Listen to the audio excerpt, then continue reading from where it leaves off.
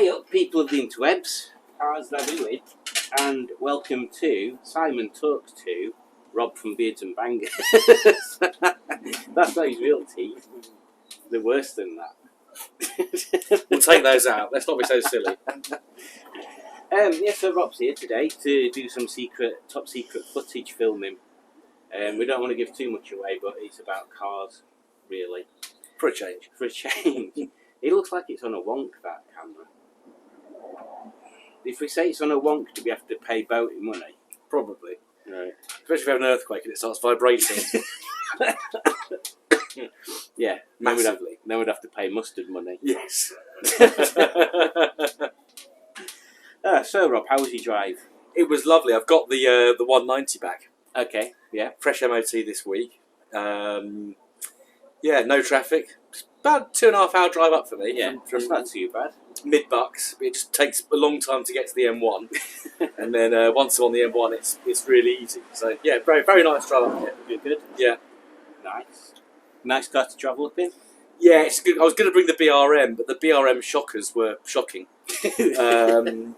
So they actually got fixed yesterday, but I wasn't able to pick the car up. But I think a nice saloon. Yeah, more genteel. Yeah, 6 cylinders. Yeah.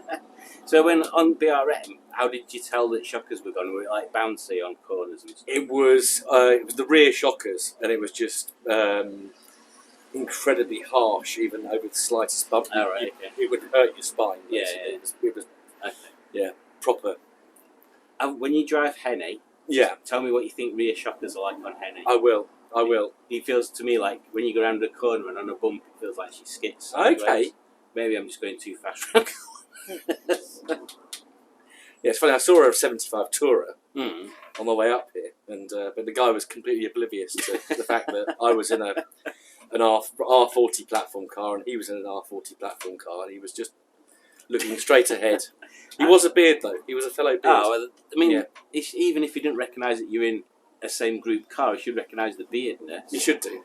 Terrible. Yeah. I found that. There's someone that lives around here that's got like a light blue 75, and I've seen them a couple of times and flashed and waved, and just like that. There's no idea what you're doing. Yeah, I know. It's not like on motorbikes. Motorbikes, everybody waves to everybody, apart from Harley riders. Yeah.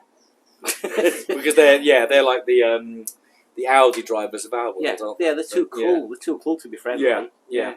Plus, they're trying to remember where nearest coffee shop is because that's the only place they ever go. Absolutely. And do they still eat their own turds and stuff like that? I have no idea. Unless that's a euphemism. Well, could be. Oh, probably shouldn't knock Harley riders. Not an Audi driver. I mean, who's an Audi driver in the Black Lines. Black Lines is an Audi driver. Yeah. Sorry, Black Lines. I hope that's working. Well, if not, it looks pretty, doesn't it? it's very nice, like a little decoration up there. But I did. Speaking of, I made a grave error earlier because I went into the Audi lane of the M1. The fast lane. Yes, and I was overtaking someone, so I was doing about 75, so reasonable speed. Yeah. And the Audi came right up behind me, lights flashing. Get out of my lane! Get out of my lane! Oh, pause for idiots. So motorcycling is never something you've been bothered about? No, I appreciate the motorbike, Mm. but no, I've never been a two-wheel man. Yeah. Pretty much like Paul was saying on his stream yesterday. I didn't watch that. It's past my bedtime, but I think it was it Skick? I think was trying to convince him to get a bike. I don't know that user. But, Is it Skick or Ski or something? I guess there's so many all of these handles that people have, and eventually you make friends with them. But you never know the real name. No. That'd be ridiculous. Hey up, Skick. How you doing? Norm? He was saying, Paul, you should get a bike, and Paul was like, I've no interest in bikes. And he's like, yeah, but if you're serious about your YouTube channel, you should get a bike because people like bikes. Let's just leave that conversation there, shall we? Yeah. Oh dear. Oh dear. It's like me getting a hamster. My channel's not complete without a hamster. You should get a hamster. Well, the cat would maybe like that. There's another reason. live prey. It could be like an unboxing, but an unskinning.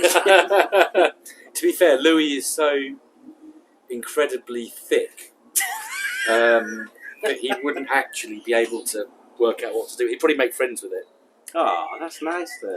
And kind of that I have the cat, a hamster, and myself in my bed. Oh. Yeah, that might be problematic. Yeah. Hamsters aren't very robust. It could cause problems when I bring the Ukrainian wife home. Just one of them. I haven't decided if it's either Svetlana, Oksana, Tatiana, or Alexandra, but I'm not sure which one. Alexandra. Not the meerkat. No, that's Alexander. Oh, yeah. Morning, beards. I don't know. But this is not the wife you're looking for. Boatie's probably got it into his head about doing that, you know. It's like set up a website and all sorts. Is he? I'm still a bit dubious. I'm sure there's laws against it. Well, yes. I mean, you've got to bring them through. You're bringing them through European Union. Hmm. So there's going to be tariffs and import charges. And if you don't pay the import duty, your wife will get held at Felixstowe for up to 10 days without food or water, which is cruel. Before she's sent back. Yeah. So I saw on your video this morning, Simon, you've been filling henny. I have, and that's not an euphemism. Yeah, it's not going too well. As you can probably tell when you have a look round it later. Nothing a bit of sandpaper can't sort out, I'm sure. So, We're on to stage 3 of fill and sand, which should really be one stage. well, they say good things, come in threes, so... Or bad things. Yeah, that's true. It's one of them too, isn't it? Yeah, well... If she catches on fire, then it means I don't have to do it. So. Yes. Let's hope that doesn't happen. Or that some misfortune befalls me when I take her out for a drive. Yeah. Let's hope the exhaust stays on. Oh God, not one of them. I'm sure she'll sound better without it anyway. Yeah, they're quite nice without the headers on, actually. Quite nice. I'm still on about putting a motorbike rear box on her. Yeah. I think it'll sound really loud, because I think the only restriction in that motorbike box is about this big. And it'll probably just blow itself to pieces. Yeah, but you have fun doing it. Yeah, so. exactly. And it'll make content.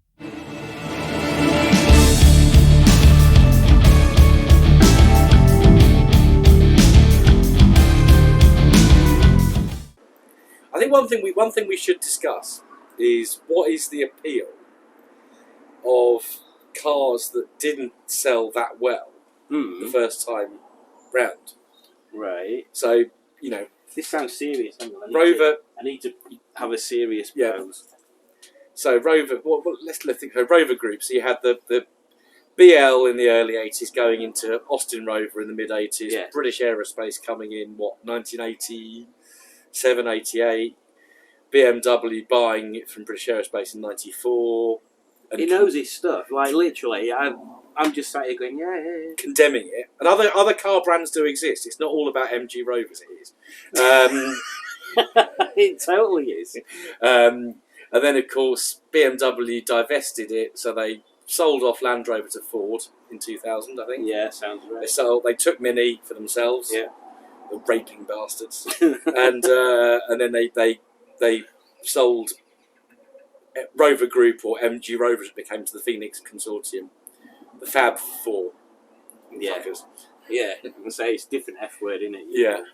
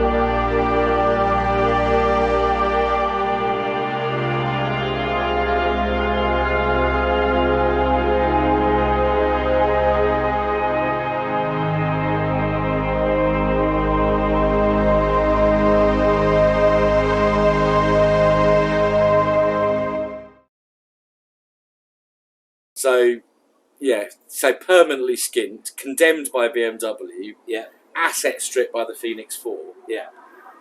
Didn't sell that well. I think the TF's probably exception. The TF sold pretty well, I think. Yeah, I think the F and TFs outsold the MX-5s, didn't they? Yeah, I think they did. Which every magazine and TV programme said the MX-5 is better by that. And everybody in England went, you don't know what you're on about. Yeah. I want something that says MG on it. Absolutely. And it was the last true MG. Yeah, it was the last original proper MG, weren't it? Not Yeah. just a badge engineered Yeah. thing. And we forget about it being made up from parts that they already had outside waiting to go in bin. Yes, so your indicator stalks the same as in a... I think they're the same. That's the same indicator stalks from the R8.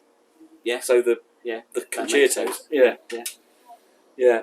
But yeah, so they didn't, other than the TF, they, you know, and the 75 sold well as well. But why is it that we now love these cars so much? What is it? I mean, we're men of what, mid to late 40s, I guess. Yeah. Why do we love them? I think not me personally, but I think the general thing that makes people like them is they're cheap. They are. Or they were cheap. They were. That's the crux of it. The thing that surprises me about MG and Rover is how many young followers there are. Yeah. Like on Instagram, there's loads and loads and loads of, well, I say youngsters, obviously men and women, they're not kids. People in the 20s. Hello, my name's Jason. I'm 10 years old and I'd like to buy an MG ZR, please. And 2 alcoholic beverages. that would work. That will be something that people are actually thinking. Yeah. 10-year-olds are seeing people that they consider cool, which is always like, well, maybe, Us. yeah, obviously us, but also younger, cooler people than us, using these cars. And there's the race series, isn't there? The MG race series. MG Cup, yeah, which is, I think, finishing fairly soon, probably because they're running out of cars. But no, don't say that. So is this likely to be one at last season? this is a conversation I had with someone at POL. Mm. I can't remember if it was finishing, but it's not. It's got a shelf life, the MG Cup, that's for sure. Yeah, true. Need to get to Cadwell this year to watch that. Yeah. It's a good track, that. Yes. And it's interesting. You have got people of all ages. So you take the MG ZR as an example. So neither one of us own an MG ZR, so we can, taking a car that we don't own. Yeah. And But you kind of nearly own one. I did own one. But you're like, BRM is kind of like... Kind of, but not. Yeah. Because it's so much better inside. Yeah, they are very much...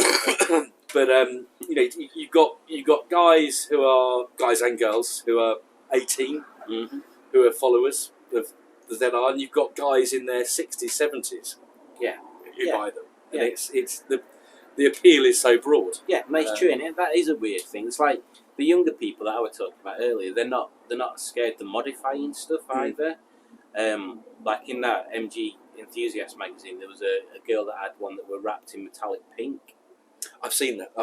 I've seen that article. Yeah. Very nice car, and then but like 2 months after that article, she sold it. She de-wrapped it and sold it.